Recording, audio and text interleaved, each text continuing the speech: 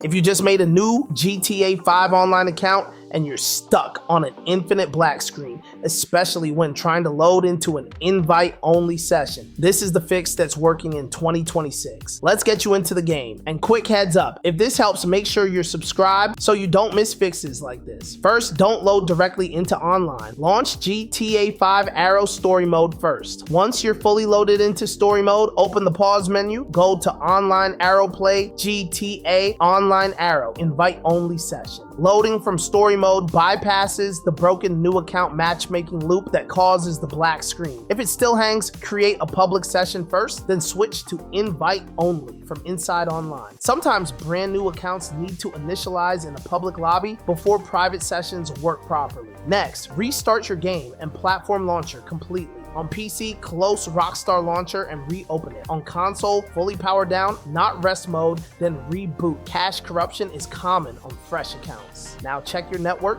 restart your router, and make sure your NAT type isn't strict. A strict NAT can cause invite-only sessions to stall on new accounts because the connection handshake fails. Another quick fix, change your spawn location in story mode before going online. Set it to last location or a simple property instead of a busy area. Broken spawn points can lock you on a black screen. Pro tip, if the black screen lasts more than 2 minutes, briefly disconnect and reconnect your internet. This forces a session refresh and often drops you straight into online instead of looping. If this video helped you, hit the like and sub. If not, drop a comment with your platform and where it freezes and I'll help you fix it.